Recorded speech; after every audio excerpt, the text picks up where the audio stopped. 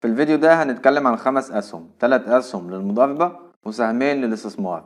أنا مهندس أحمد، وكل المطلوب منك إنك تصلي على النبي وتركز معايا. أول سهم معانا هو سهم العربية لإدارة وتطوير الأصول. سهم العربية لإدارة وتطوير الأصول من أفضل الأسهم للمضاربة. تمام، السهم ده اللي متابعني بقاله سنتين شايف إن أنا بضارب على السهم ده، وشايف في معظم فيديوهاتي إن أنا بشرح فيديوهاتي عليه أصلا. السهم ده زي ما انت شايف كده عمل معانا شمعة مطرقة. يبقى في جلسة بكرة اللي هي جلسة 28/1/2024 ممكن أو احتمال جدا أو وارد جدا إن السهم ده يعكس اتجاهه ويبدأ يغير الاتجاه طالما ظهرت معانا شمعة المطرقة دي. ولو جينا نبص مثلا على السهم ده من زمان كده هتبص هتلاقي برضو آخر شمعة مطرقة معانا عمل صعود بعدها تقريبا 23% لحد ما قابله شمعة مطرقة تاني، وبعد كده عمل هبوط برضو. فأنت دلوقتي عندك شمعة مطرقة اهي، ففي احتمال أو وارد جدا إن السهم ده يبدأ يصعد في جلسة بكرة. تمام، فده سهم ممكن تعمل مضاربة عليه سريعة تكسب منه مثلا 10-15% وتخرج منه. تمام، وده من الأفضل الأسهم اللي أنا برشحها لك بصراحة إن أنت تضرب عليها، لأن السيولة في السهم ده عالية. تمام، يعني لو جينا نشوف السيولة في السهم ده مثلا آخر سيولة في السهم هتلاقي 8 مليون جنيه. يعني 8 مليون جنيه دي انت وقت ما تحب تدخل او تخرج من السهم هتعرف تدخل او تخرج من السهم.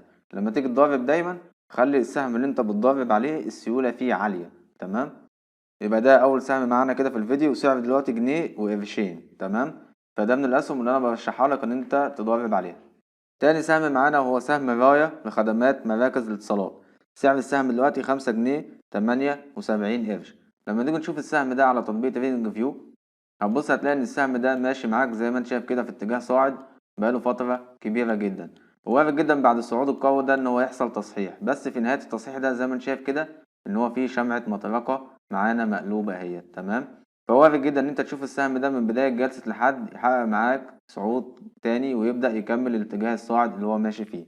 واصلا السهم ده ينفع برضه كاستثمار لان هو المستهدف بتاعه 9 جنيه. تمام، وسعره دلوقتي 5 جنيه يعتبر و80 قرش. ولو جينا نشوف على المدى القصير هتلاقي السهم معاك عامل مطرقة اهوت، شمعة مطرقة بعد تصحيح قوي من صعود قوي. تمام، فالسهم ده برضه من الأسهم اللي أنا برشحهولك كمضاربة بداية من الأسبوع القادم، أو أنت برضه تقدر تشتري فيه من بكرة وتستنى كاستثمار. تمام، يبقى ده تاني سهم معانا. تالت سهم معانا هو سهم العربية للأسمنت. سهم العربية للأسمنت أنا برشحهولك برضه كمضاربة ليه؟ لأن السهم ده عامل معانا شمعة دوجي اهي. تمام، شمعة دوجي دي اللي هي بتغير الاتجاه بتاعك، لو انت مثلا في اتجاه هابط هي بتغير لك الاتجاه اول ما بتظهر معاك. تمام، وبرضه لو انت في اتجاه صاعد بتغير لك الاتجاه.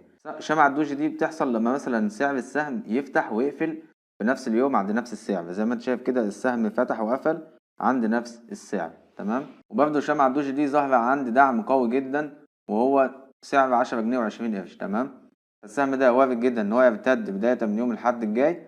تمام، فده من السهم اللي انا عاوزك يبقى عينك عليها الفترة الجاية او الاسبوع الجاي ده، تقدر تعمل برضه فيه مضاربة سريعة وتطلع منه ان شاء الله بمكسب ممكن 10 او 15% خلال الاسبوع الجاي ده. يبقى انا كده خلصت معاك الثلاث اسهم اللي انت ممكن تضارب فيهم الاسبوع الجاي ده. تمام، ودلوقتي هنخش على السهمين الاستثمار. ونيجي دلوقتي لأول سهم معانا من الأسهم الاستثمار وهو سهم تعليم لخدمات الإدارة. سعر السهم دلوقتي 6 جنيه 34 قرش ومستهدف 9 جنيه. أنا غلطت في أول فيديو وقلت سهم الراية مستهدف 9 جنيه، لأ سهم تعليم اللي مستهدف 9 جنيه وسهم الراية مستهدف 8 جنيه. فليه سهم تعليم بقى من الأسهم اللي أنا برشحها لك إن أنت تستثمر فيها الفترة الجاية؟ لما نيجي نبص كده على تاريخ السهم هتبص هتلاقي إن السهم أصلا ماشي في اتجاه صاعد بقاله فترة طويلة. تمام، ولسه في اتجاه صاعد. هو حاليا بعد الصعود القوي اللي عمل ده فبيصحح تصحيح عادي جدا زي اي سهم ما بيصعد بيصحح. طب ليه انا بقى برشح لك السهم ده ان انت تستثمر فيه؟ اول حاجه سهم تعليم ده انا هعمل لك تشبيه بسيط ليه، زي مثلا واحد كان معاه فلوس بنى عماره وبدا ان هو اجر العماره دي وبدا ان هو بعد كده كل اللي هيعمله ان هو هيلم ارباح الايجار. تمام، فسهم تعليم ده نفس الحكاية. سهم تعليم ده عنده كام جامعة؟ عنده جامعة النهضة في بني سويف. تمام، وعنده 60% من جامعة بادية. جامعة بادية دي هتشتغل السنة الجاية إن شاء الله. وعنده نسبة 32% من جامعة منفس. جامعة منفس دي إن شاء الله برضه هتشتغل بعد سنتين من دلوقتي. وعنده مستشفى جامعي. تمام، في جامعة النهضة هو بيشغل المستشفى دي كقطاع خاص مع الشغل الجامعي. تمام، السهم ده عمل زي اللي صرف فلوس كتير وبدأ خلاص ان هو يجني ارباح الفلوس دي. والسهم زي ما انت شايف كده في ترند صاعد بقاله فترة ولسه كمان مستهدف ان هو يوصل 9 جنيه الفترة الجاية. يبقى سعر السهم دلوقتي 6 جنيه 34 قرش تقدر تشتري فيه وتنتظر عليه مثلا مدة 6 شهور، سنة، سنتين. هو كده كده ماشي معاك فترة طويلة كاستثمار. تمام، يبقى ده أول سهم معانا من أسهم الاستثمار. وسهم تعليم أصلا أنا شاريه تقريبا من شهرين ومحقق معايا مكسب 35%.